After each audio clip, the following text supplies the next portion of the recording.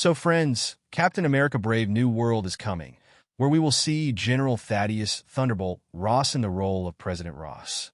I had previously made a video about General Ross where I discussed the origin of Red Hulk. However, this video is a bit different. In this video, we will talk about what kind of character President Ross will be in the Marvel Cinematic Universe. From the beginning of the MCU, we've known that Captain America movies have always been political. So in this video, we'll take the same approach. Without any further delay, and while keeping spoilers in mind, let's get started. If you've noticed a pattern in Captain America movies, you'll see that they began with Captain America fighting for the United States during World War II. But by the time we reach Civil War, he was fighting against his own country.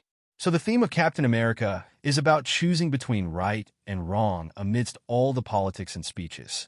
But this time, in Captain America Brave New World, we'll see this taken to the next level. Now let's begin our discussion. First, let's talk about what's new in Captain America Brave New World. During the timeline of Brave New World, the Marvel Cinematic Universe is in complete disarray. Not much time has passed since Hulk's snap brought everyone back. The world economy has not yet stabilized, and repatriation efforts are ongoing. The sudden doubling of the population has caused a massive economic slowdown in the U.S. Inflation is rising to heat up the economy, but unemployment will take time to stabilize. In terms of strategy, military and international relations, the U.S. no longer holds global dominance. We saw this in Wakanda Forever, where two even greater superpowers stood at the doorstep of the U.S., Wakanda and Talokan. America knows it cannot match either of these superpowers in terms of technology, economy, or military strength. All the odds are against America. Moreover, in Wakanda Forever, Queen Ramonda made it clear that Wakanda will not tolerate any kind of encroachment from any country. So, currently, global politics in the Marvel Cinematic Universe has become a pressure cooker where tensions are only increasing. Where all this will lead, we'll discuss in the second episode of this miniseries. Right now, let's discuss how challenging situations demand strong leadership. Difficult times create strong people. The conditions we're seeing in the Marvel Cinematic Universe have occurred multiple times in real-world history. Let me share two prime examples: the Great Depression and the Cold War.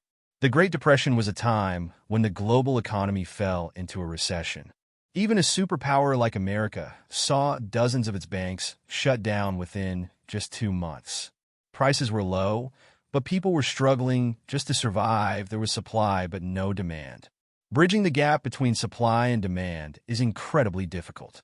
However, America became the first country to recover from that situation within 2 years, thanks to Franklin D. Roosevelt's New Deal policies. The New Deal policies included infrastructure projects that provided jobs and boosted the economy. For this, Roosevelt adopted very aggressive and forward-thinking economic policies. In fact, his victory in the government was so significant that he is still remembered today, and he would even criticize his predecessor, Herbert Hoover, during his speeches. Roosevelt inspired people to believe in a brighter future for America. Similarly, during the Cold War in the 1980s, another leader, Ronald Reagan, had to take bold steps. When Reagan became president, America was already grappling with a stagnant economy and facing opposition from the USSR. Reagan, during his campaign, rallied people against the previous government, accusing them of being lazy. He promised to make America strong against the Soviets. Once in power, Reagan took bold steps like tax cuts and increased military spending. Even during a stalled economy, he raised hopes. Even today, to come out of a recession, aggressive policies are needed. Are our leaders doing the same? We've observed a pattern. During challenging situations, society tends to choose a strong leader who makes bold promises and convinces people that they will lead them out of the crisis. This is exactly what we will see in President Ross's character. Ross has closely observed how people holding powers operate.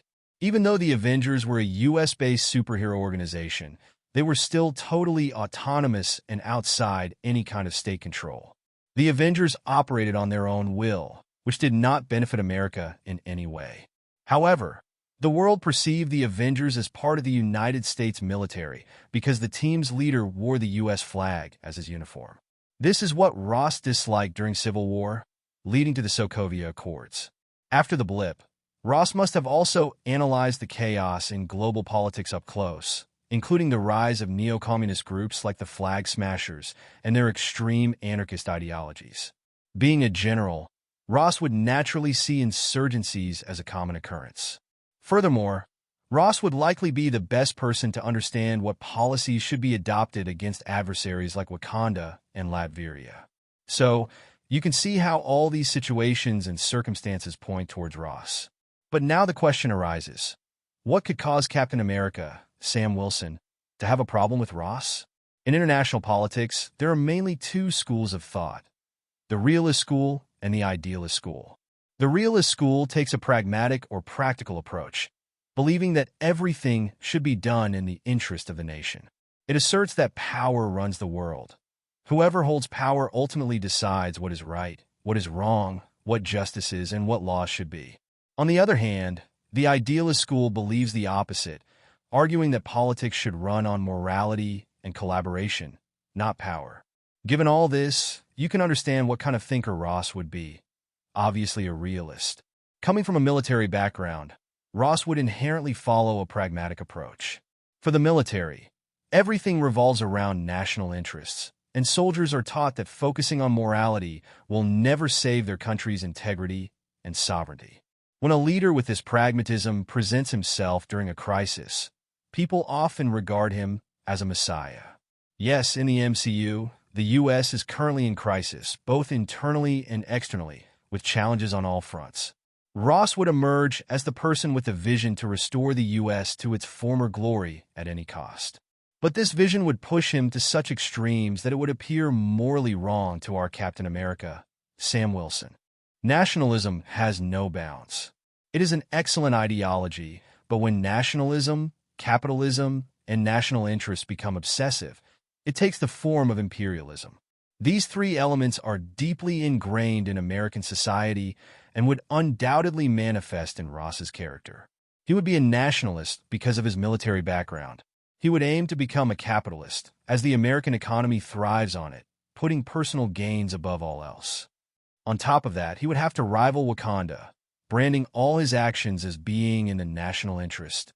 This would lead him to take steps to re-establish the U.S. as a dominant world power, forming the foundation for the plot of Brave New World. This, in turn, would lead directly into the Thunderbolts movie. But even after hearing all this, you might wonder what is wrong with it. After all, a leader is just trying to do what's best for his country. The problem lies in the fact that there is no end to national interest. The more we stretch our interests, the harder it becomes to recognize when we've gone too far. Gradually, our actions start leaning towards evil on the spectrum of morality. Our first Avenger, Steve Rogers, saw this very clearly during his lifetime. In World War II, those who considered themselves saviors of humanity ended up using the atomic bomb, causing the deaths of millions. Sam Wilson, our current Captain America, also understands well that human ambitions know no bounds. They keep advancing, and when a leader becomes overly ambitious, they bring doom not only upon themselves but also upon society as a whole. What do you think about President Ross? Where does the Red Hulk fit into President Ross's character? And how will Sam Wilson face him? Please let us know in the comments. And if you like this video, don't forget to like and share it, and subscribe to our channel for more contents.